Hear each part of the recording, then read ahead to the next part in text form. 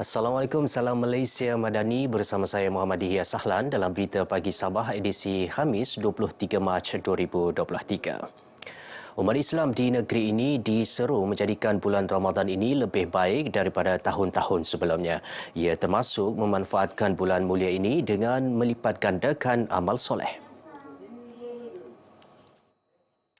Mufti Kerajaan Negeri Sabah Datuk Bungsu Aziz Jaafar turut mengingatkan umat Islam agar menjaga tertib dan menghormati ketibaan Ramadan yang penuh berkat.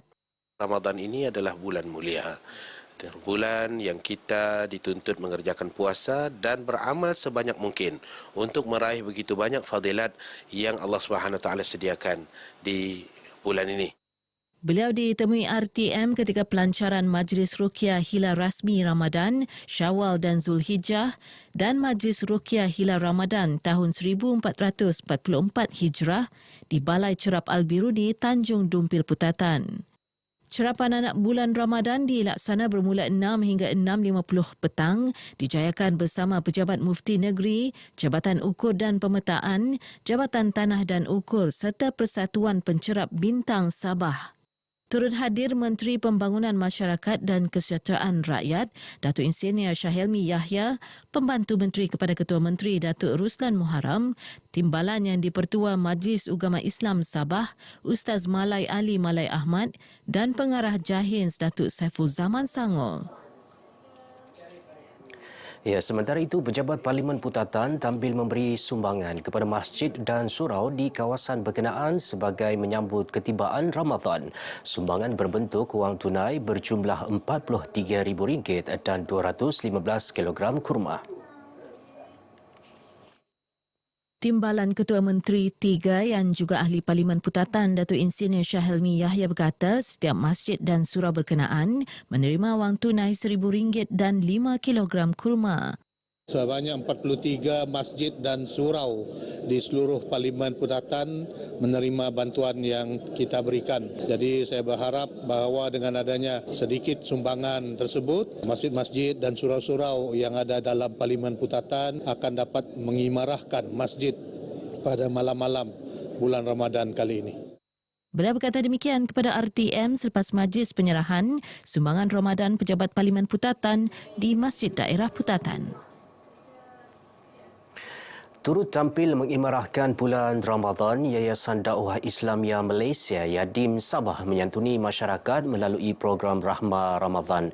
Ia meliputi beberapa aktiviti antaranya ziarah Ramadan, ziarah asnaf, tazkirah Ramadan, ziarah hospital dan pusat tahfiz. Pengarah Jabatan Hal Ehwal Agama Islam Negeri Sabah Jahins Datuk Saiful Zaman Sangul berharap program tersebut memberi manfaat kepada masyarakat khususnya dalam bulan mulia ini. Program ini sangat baik kerana kita ingin menyantuni sebanyak mungkin rakyat Sabah ini, pelbagai agama dan pelbagai kaum. Dengan harapan kita akan mewujudkan suasana beribadah, tapi waktu yang sama kita dapat memberikan khidmat amal bakti kita, sama ada dalam bentuk amal yang berbentuk kerohanian ataupun berbentuk amal kebajikan. Beliau berkata demikian selepas pelancaran program Rahmah Ramadan di Hospital Queen Elizabeth HQE 2 Kota Kinabalu. Sempena program ini, Yadim bekerjasama dengan Jabatan Transfusi Darah HQE 2 mengadakan beberapa aktiviti antaranya program setitis darah sejuta rahmah untuk membantu menambah bekalan tabung darah.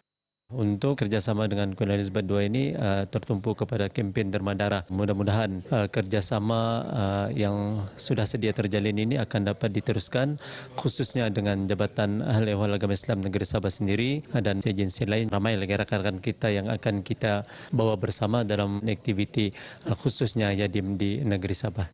Mewakili seluruh warga Hospital Queen Elizabeth II ingin mengucapkan jutaan terima kasih kepada Yadim kerana berjaya menganjurkan suatu kolaborasi yang sangat berguna untuk pesakit-pesakit kami, dan terima kasih kepada Datuk sebab memulakan program ini dengan cemerlang. Ibu bapa diminta memantau kegiatan anak-anak agar tidak terlibat dengan penyalahgunaan dadah. Menteri Pembangunan Masyarakat dan Kesejahteraan Rakyat, Datuk James Serati berkata ia boleh membawa kepada jenayah lain seperti pecah rumah dan keganasan rumah tangga.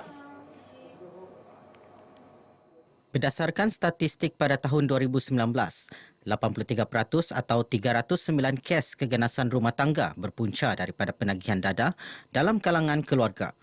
Kita memberi penekanan terutama sekali ibu bapa mereka supaya menjaga anak mereka, supaya jangan terjerumus dalam penyalahgunaan dada ini. Karena apabila anak-anak itu telah terjerumus dalam penagihan dada, memang amat sukar untuk dipulihkan. Datuk James bercakap kepada RTM selepas merasmikan program Tabah dan kempen Sayangi Keluarga di Dewan Masyarakat Ranau yang dihadiri lebih 100 orang. Program 2 dalam 1 itu bertujuan memberi kesedaran mengenai bahaya dada selain memberi pendedahan, teknik dan kemahiran penjagaan warga emas. Ia akan diteruskan ke daerah Kunak, Kudat dan Nabawan. Program kepolisan komuniti Back to School sentiasa ditambah baik bagi menangani masalah disiplin dan salah laku pelajar. Inisiatif dilaksana Polis Diraja Malaysia dan Kementerian Pendidikan ini bagi memperkasa pembentukan sahsia serta jati diri generasi muda di peringkat awal persekolahan.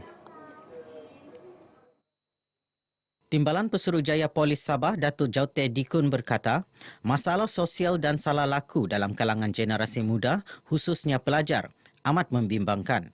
Tahun lalu, 160 pelajar ditangkap kerana terlibat dalam kesalahan jenayah, antaranya merusuh atau gaduh gempar dan mencuri.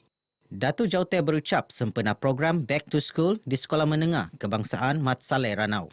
Beliau yang juga alumni sekolah ini berharap kehadirannya dapat menyuntik semangat pelajar mencapai cita-cita dan impian. Antara aktiviti dijalankan, ceramah jenayah komersial serta pameran PDRM.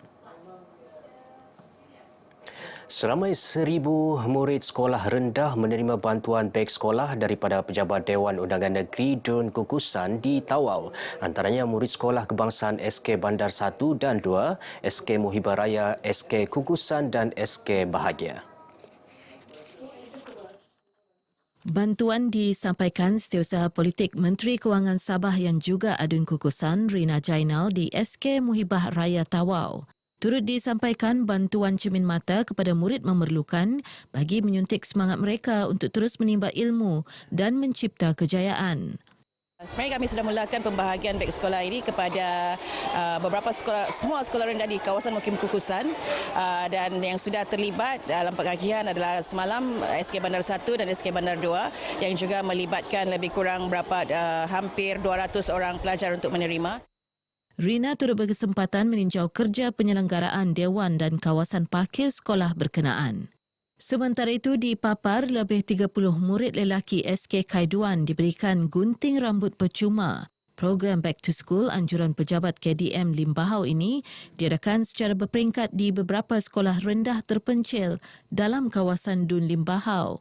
Dan hari ini kita bersyukur dan terima kasih kepada semua pihak yang terlibat, terutama sekali guru besar, Musi PIBG, semua ibu bapa yang hadir bersama-sama anak-anak untuk menggunting rambut ini. Jadi usaha ini ialah kita akan meneruskan dari masa ke masa, kita akan adakan majlis seperti ini. Dalam pada itu, Datuk Juel turut meninjau tapak pembinaan jambatan di kampung berkenaan yang akan memberi manfaat kepada ratusan penduduk sekitarnya. Sambutan Hari Hutan Antarabangsa disemarakan dengan penanaman 150 anak pokok bakau dan pokok api-api di Kampung Apas, Pari Tawau. Ia melalui program Smart Community Mangrove Tree Planting kerjasama Politeknik Sandakan, Jabatan Perhutanan Tabung Hidupan Liar Sedunia WWF dan pihak industri akuakultur.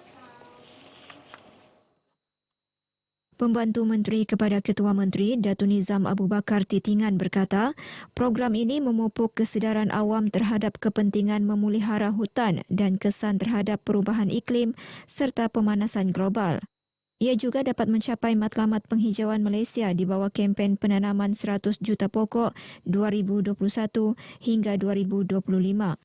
Dan usaha penanaman pokok kayu bakau di kawasan ini adalah satu manifestasi atau satu petanda bahawa pelajar-pelajar politeknik juga mempunyai rasa tanggungjawab untuk bersama-sama dengan agensi-agensi kerajaan yang lain, termasuk juga pihak swasta. Aktiviti penanaman pokok ini dijayakan 36 pelajar Politeknik Sandakan. Untuk mewujudkan alam sekitar yang baik untuk seluruh rakyat Malaysia supaya dapat hidup yang sehat. Kita sebagai manusia dikatakan harus ataupun wajiblah menjaga hutan sebab itu adalah salah satu amanah daripada Tuhan. Dia memberi kita hutan memberi kita oksigen, maka kita manusia memerlukan oksigen, maka kita perlu menjaga hutan tersebut. Institut Kerjasama Kerajaan dan Rakyat Ikrar Sabah sedia bantu usahawan muda menerusi inisiatif disediakan kerajaan negeri seperti program Skim Jaya Usahawan Belia Syabas. Program bertujuan membantu belia mengembangkan perniagaan sedia ada mahupun memulakan perniagaan baharu. Pengarah Ikrar Sabah, Azrul Ibrahim berkata, pihaknya menyampaikan maklumat berkenaan kemudahan dana agar lebih ramai usahawan muda mendapat manfaat.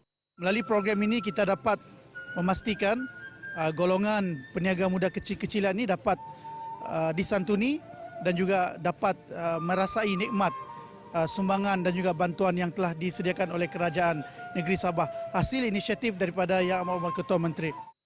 Beliau berkata demikian dalam program santai outreach bersama peniaga belia di Kompleks Likas Night Market, Kota Kinabalu. Sementara itu, peniaga yang ditemui berharap kerajaan meneruskan dan memperbanyak inisiatif membantu usahawan belia.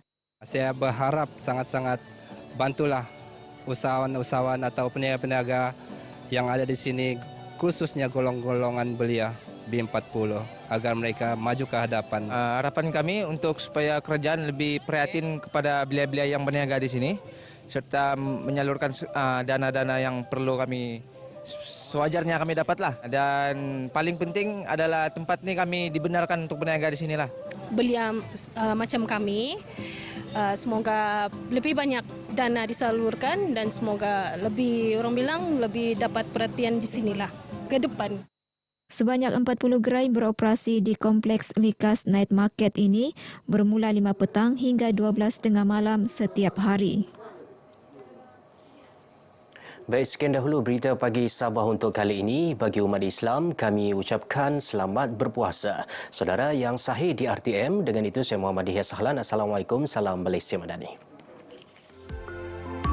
Kita sebagai